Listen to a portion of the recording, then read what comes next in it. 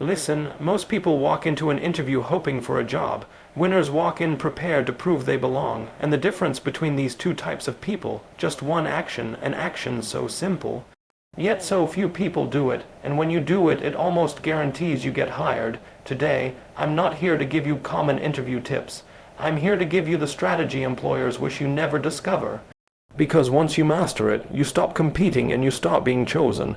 So if you're ready to become the candidate they remember, the candidate they talk about after the interview, the candidate they fight to hire, then listen very carefully. Interview success doesn't begin when you sit across from the interviewer, adjust your posture, or rehearse your answers in your head.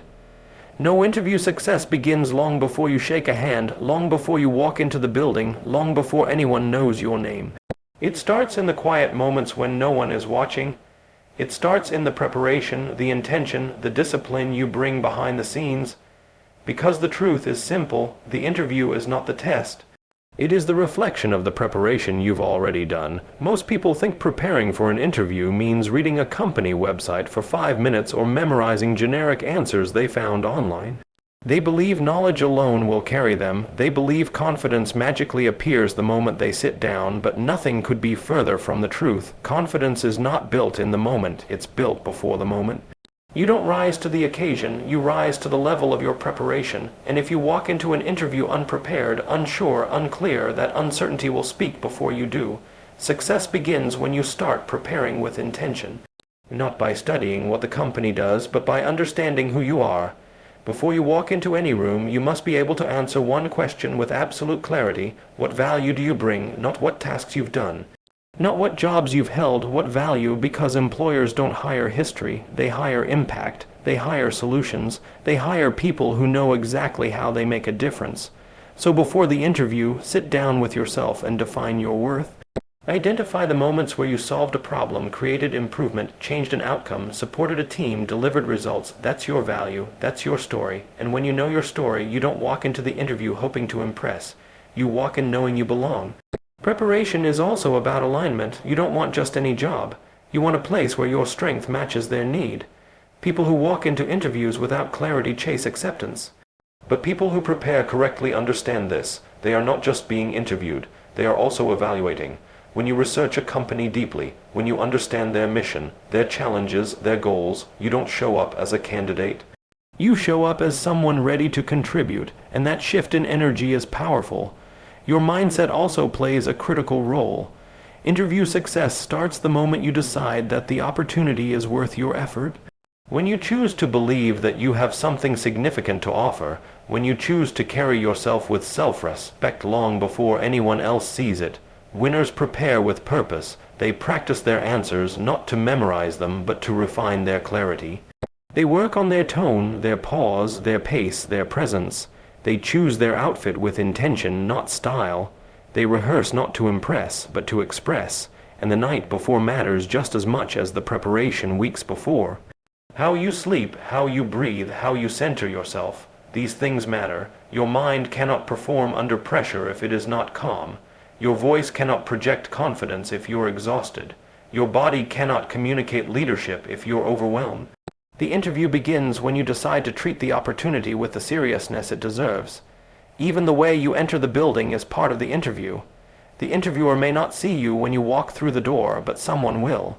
And trust me, energy is contagious. Walk in with purpose, not fear, with presence, not insecurity. You must understand something. People decide whether they want to hire you within the first 30 seconds of meeting you.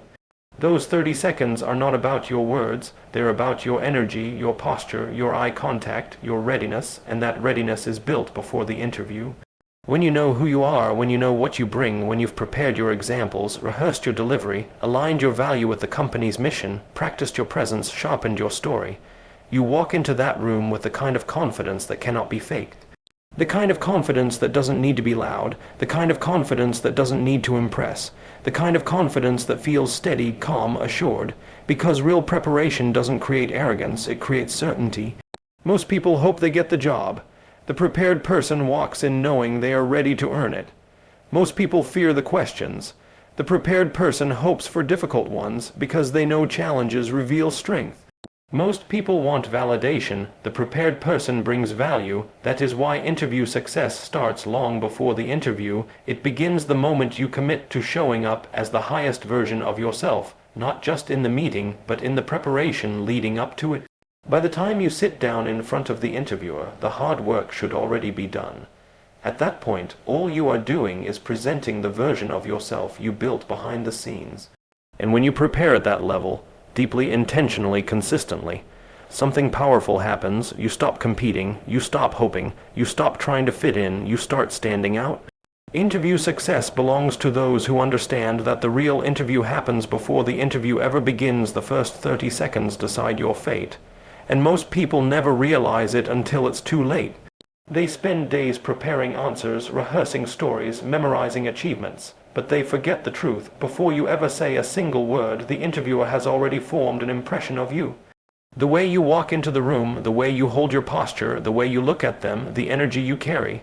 These things speak louder, faster, and deeper than your voice ever will. Those first seconds are not a formality. They are the foundation, and if the foundation is weak, nothing you say afterward can fully repair it.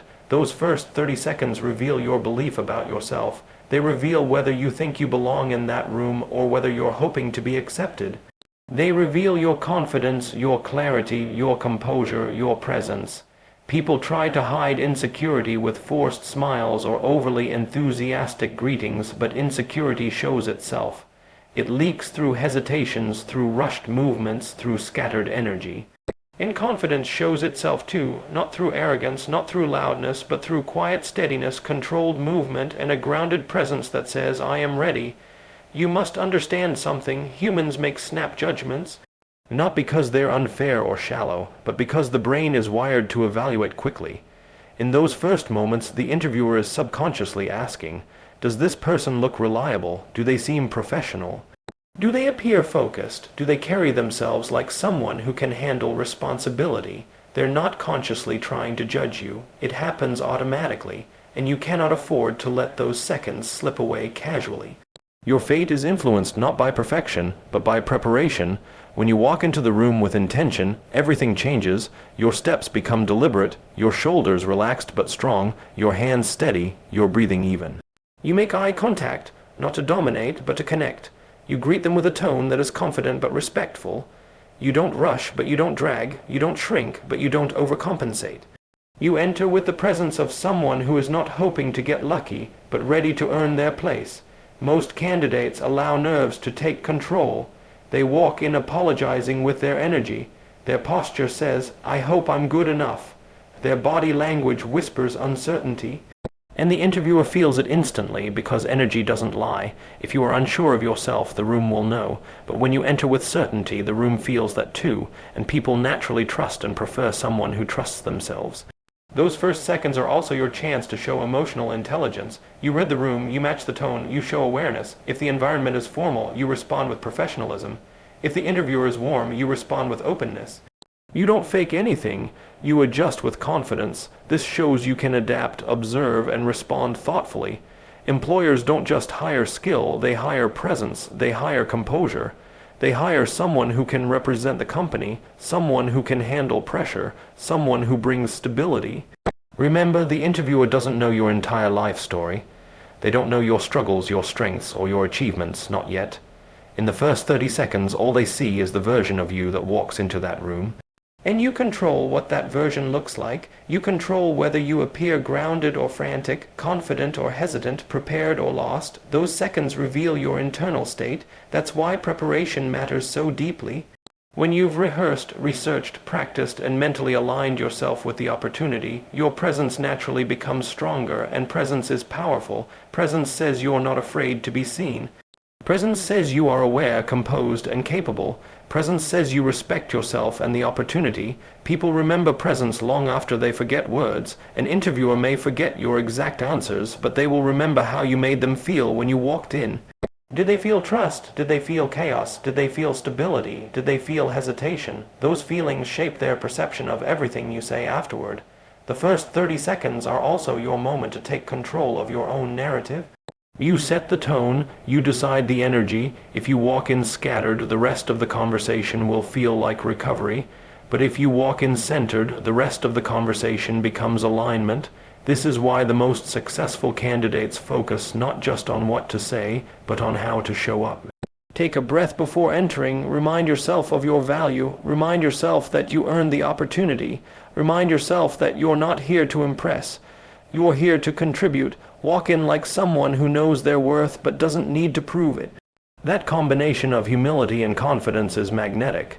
When you master the first 30 seconds, you shift the entire interview in your favor. You build trust before you speak. You create connection before you answer questions. You demonstrate confidence before you list achievements, and from that point forward, the interviewer is no longer evaluating whether you belong. They're evaluating where you fit.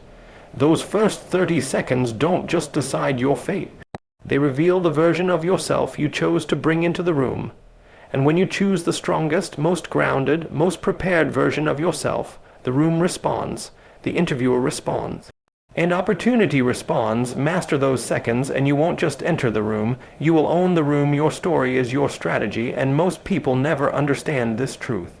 They walk into interviews with lists of responsibilities, job titles, duties, and tasks, believing that information alone will win them the role, but information doesn't inspire confidence. Tasks don't create connection. Job titles don't communicate value. What moves people, what persuades people, what convinces people you're the one, is your story. Because your story is not about what you did, it's about who you became through what you did. And that is what sets you apart in a world full of candidates who all claim to have experience. Your story is the bridge between your past and their future. It's the reason you stand out when every part of the hiring process is designed to make everyone look the same. Anyone can say, I worked here, I did this, I completed that. But very few can explain what those experiences taught them, how they grew, what challenges they overcame, and how that growth now becomes a solution for the company they want to join. Companies don't hire resumes, they hire people who can turn experience into impact. This is where most candidates fail. They think the interviewer wants to hear about tasks, answering calls, handling customers, completing projects, writing reports. But the interviewer already knows what the job requires. What they don't know is how you think, how you act under pressure, how you solve problems, how you handle setbacks, and what you bring that others cannot. Your story reveals your mindset. Your story reveals your character. Your story reveals your ability to create results. It shows who you are when things get hard, when things change, when things need fixing.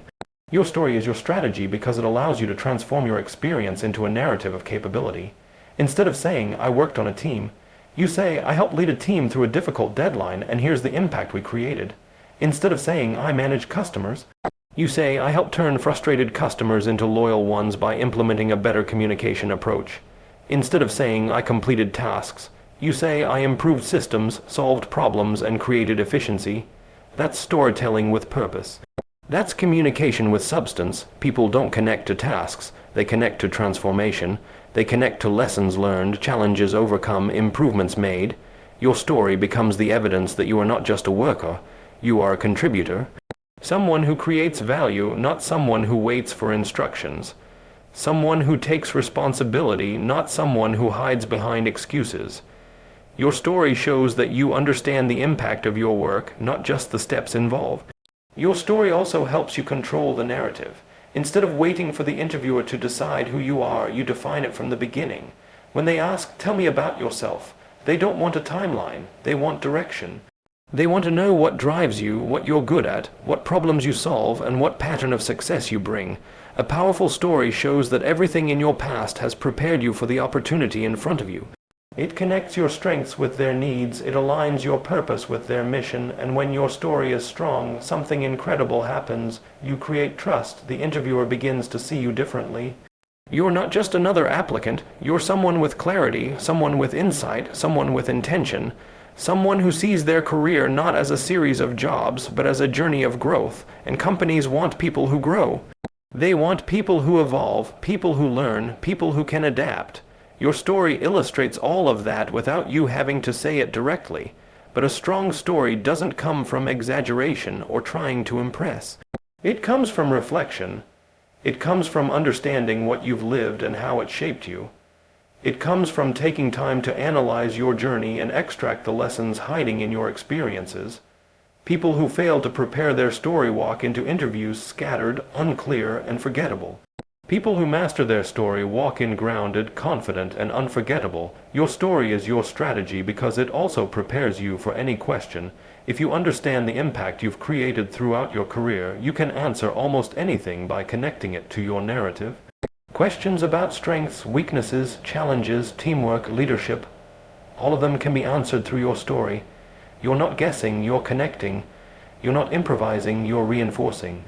Every answer becomes a thread that ties back to your value. A story, when told with clarity and purpose, does something extraordinary.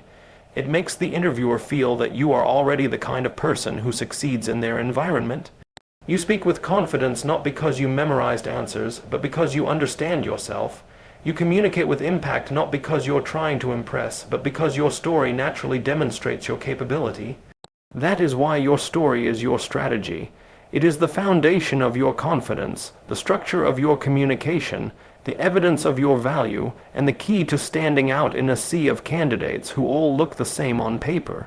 When you tell your story with intention, you don't just answer questions. You shape perception. You don't just describe your past. You position your future. You don't just talk, you persuade. Your story is not just what happened to you. It is the power you built because of it, and that power is your greatest advantage. Your questions reveal your value far more than your answers ever will. Most candidates spend all their energy preparing what they think the interviewer wants to hear. They rehearse responses, memorize lines, and try desperately not to say anything wrong. But they overlook the one moment that defines who they are, not when they answer questions, but when they ask them. That is the moment your mindset is exposed. That is the moment the interviewer sees how you think, how you analyze, how you approach challenges, and how deeply you understand what it means to contribute. Anyone can answer. Very few can inquire with purpose. When you ask questions, you're not just gathering information. You're demonstrating your intelligence, your curiosity, and your readiness to take responsibility.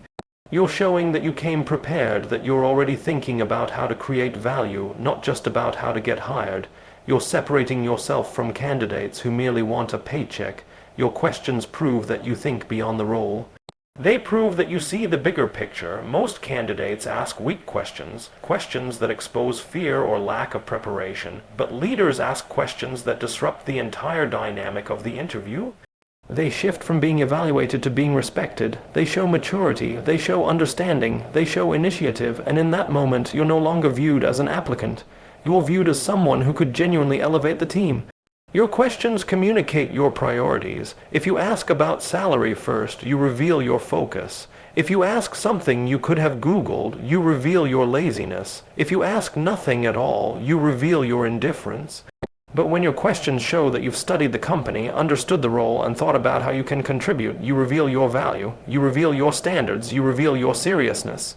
Great questions show that you care about performance, not position.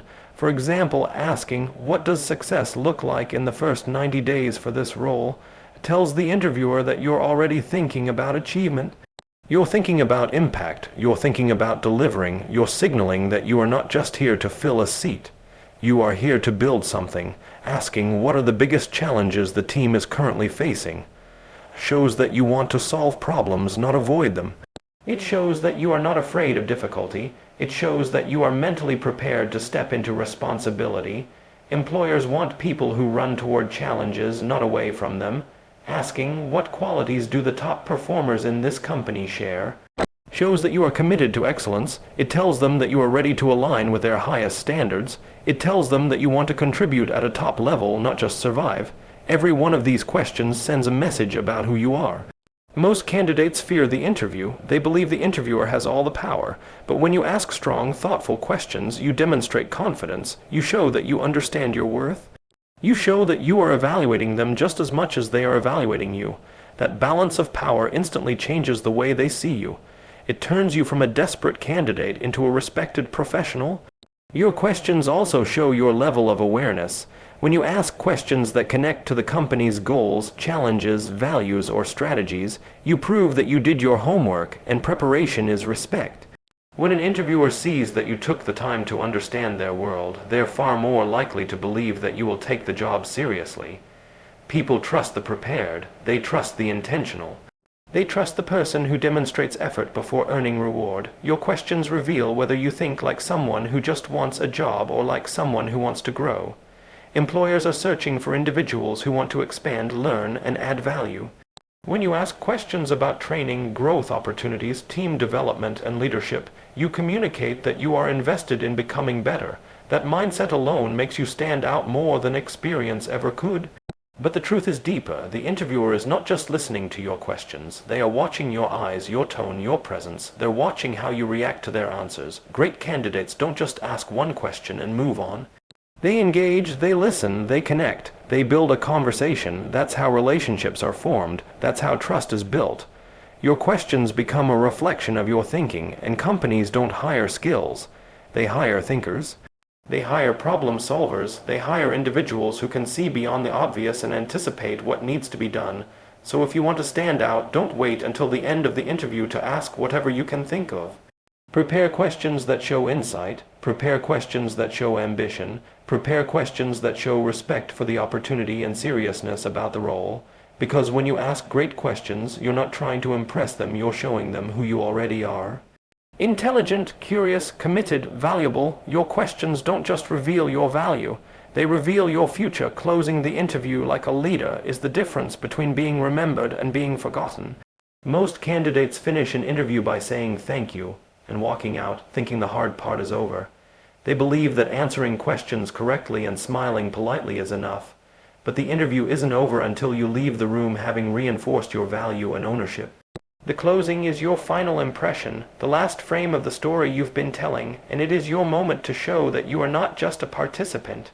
You are a leader. A leader doesn't leave the room hoping they made a good impression. A leader leaves the room ensuring that impression is undeniable. They understand that the last words they speak, the energy they carry, and the clarity they communicate will linger long after they've left. Most candidates underestimate this. They think the interview ends when the questions end. They're wrong. The interview ends when the interviewer has no doubt that you are the solution they are looking for. Closing like a leader starts with confidence. You speak clearly, you maintain eye contact, and your posture reflects certainty. You don't fumble or apologize for your time. You don't rush or overcompensate with unnecessary words. Every action communicates one message. You are ready, capable, and aligned with the opportunity. This is not arrogance. It is the demonstration of self-respect and awareness. Leaders understand their value and communicate it naturally without forcing it. Their confidence becomes contagious and the interviewer feels it. A leader closes by summarizing their value. This is not a repetition of your resume. It is a concise reminder of what you bring to the table. You restate your key contributions, align them with the company's goals, and show that you have a clear understanding of the role. For example, you might say, I understand this role requires someone who can lead complex projects and deliver results under tight deadlines. In my previous experience, I've successfully led multiple initiatives, creating efficiency and measurable impact. I'm confident I can bring the same result. Here, that statement demonstrates ownership, preparation, and alignment. It shows the interviewer that you are not just capable, you are proactive and results-oriented. Leaders also close by demonstrating readiness and commitment. They don't wait passively for the next steps. They show initiative. Phrases like, I am excited about this opportunity and ready to contribute from day one. Can you share what the next steps look like? Communicate engagement, focus, and professionalism. This approach shows that you are thinking beyond the interview. You are thinking about execution. You are already visualizing how to create value. That level of forward thinking separates candidates who blend in from candidates who stand out. Another essential part of closing like a leader is reinforcing connection. You make the interviewer feel that you understand their priorities and challenges. You reflect the energy of collaboration and problem solving. You leave the impression that you are not just a capable individual, but someone who fits within their culture, aligns with their mission, and can contribute immediately. Leaders close with influence, not desperation. They inspire confidence because their presence, words, and tone create certainty. The interviewer doesn't have to guess whether you can perform. They can feel it. Timing and delivery matter. A leader doesn't ramble or overstate. They speak with purpose and brevity. Every word counts. Every gesture reinforces the message. There is a rhythm, a cadence, and a control that signals authority and competence. Silence is used strategically. Pauses emphasize confidence, enthusiasm is controlled and directed. In the closing, you communicate clarity of thought, precision, and intention. That is leadership in its simplest form, impact without excess, authority without arrogance. Closing like a leader also involves gratitude delivered with significance. Saying thank you for your time is not enough. You elevate the statement to show awareness and appreciation of their perspective. You might say, I appreciate the opportunity to learn more about your challenges and goals. This conversation has reinforced my excitement to contribute to your team and create results. That statement communicates insight, respect, and readiness simultaneously. It is not flattery, it is deliberate acknowledgement of the value exchange that has occurred during the interview. Finally, leaders close by leaving a lasting impression. You want the interviewer to remember not just what you said, but how you carried yourself. That impression becomes part of the decision-making process long after the conversation ends. Interviews are emotional as well as logical. By closing with presence, clarity, and authority, you ensure that the emotion attached to your candidacy is positive, confident, and memorable. You control the narrative, you do not leave it to chance. Closing like a leader transforms the interview from a series of questions into a demonstration of capability. It turns a routine conversation into an experience where your professionalism, strategic thinking, and value are undeniable. It shows that you are not reactive, you are proactive, not passive, you are decisive, not ordinary, you are exceptional. Leaders understand that their final impression is often more powerful than any answer they gave during the conversation. They own it, they deliver it, and they leave the room knowing they gave the interviewer no reason to doubt their fit. When you close like a leader, you do more than finish the interview. You take control of your narrative, reinforce your value, and leave a lasting mark. The interviewer does not just remember your skills, they remember your presence, your confidence, and your mindset. That final moment is your signature, your opportunity to demonstrate that you are not just another candidate. You are the solution they have been searching for. That is how leaders close, and that is how interviews are won. So hear me clearly. You don't get hired by luck. You get hired by intention. Walk into that room with clarity. Speak with confidence. Tell your story with impact. Ask questions with courage. Close like a leader who knows their worth. Do this and you won't just hope to be hired. You will walk out knowing you gave them no choice, because greatness isn't discovered in interviews. It is demonstrated, and today, you've learned exactly how to demonstrate it. Now go get the job. The opportunity is ready. The question is, are you?